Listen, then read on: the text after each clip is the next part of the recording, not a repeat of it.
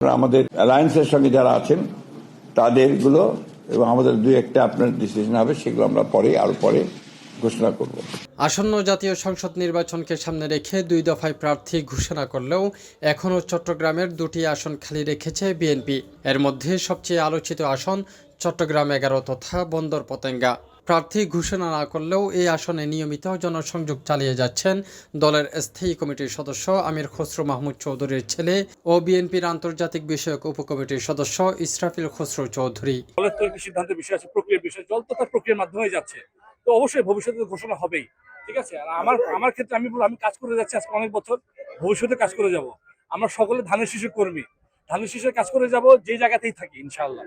কাজেই আমরা এইভাবেই চিন্তা করছি। আর এলাকার সাথে সম্পৃক্ত আজকে আমি 12-13 বছর ধরে, এবং নেতাকর্মী আজকে যারা আছেন সবাই আমার সহকর্মী, আজকে অনেক বছর কাঁধে কাঁধ মিলে কাজ করেছি, ভবিষ্যতে কাজ করে যাব। এবং মূল আমার চিন্তাধারা যে চট্টগ্রামের উন্নয়ন। চট্টগ্রামের সবচেয়ে বাণিজ্যিক রাজধানী বলা হয়, ইনশাআল্লাহ একটা শব্দ আসলে ভবিষ্যতের সুযোগ আমরা পাই চট্টগ্রামে আসলে একটা বাণিজ্যিক রাজধানী করা। নির্বাচনে প্রতিদ্বন্দ্বিতার প্রস্তুতি আছে কিনা এমন প্রশ্নের জবাবে ইসরাফিল খসরু বলেন, বিএনপি নির্বাচনমুখী দল, কাজেই আমরা সবাই সব সময় নির্বাচনের জন্য প্রস্তুত। বিএনপি তো নির্বাচনমুখী দল, কাজে আমাদের সকলেই নির্বাচনের জন্য প্রস্তুত। ঠিক আছে, আমাদের মূল কাজটা হচ্ছে যে ধানের শীষকে বিজয় করা। কাজেই আমরা যদি সকলে একবদ্ধ থাকি ইনশাআল্লাহ ধানের শীষে বিজয় হবে ইনশাআল্লাহ। চট্টগ্রামের 16টি সংসদীয় আসনের মধ্যে 14টিতে ইতিমধ্যে প্রার্থী ঘোষণা করেছে বিএনপি। বাকি 2টি চট্টগ্রাম 11 এবং চন্দনাইশ এখনও খালি। এই 2 আসনে কে মনোনয়ন পেতে পারেন তা নিয়ে স্থানীয় নেতাকর্মীদের মধ্যে চলছে জোর আলোচনা।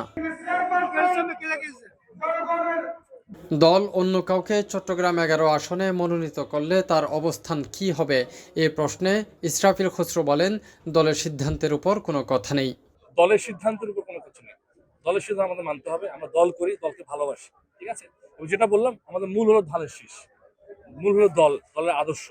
কাজে দলের আদর্শকে ধারণ করে আমাদের মূল কাজটা হলো ভালো কাজ করে যাওয়া, ন্যায় কাজগুলো করা এবং জনগণের ভরসাটা অর্জন করা, এর চেয়ে বেশি কিছু না। বিএনপি গত 3 নভেম্বর চট্টগ্রামের 10টি আসনে প্রার্থী ঘোষণা করে।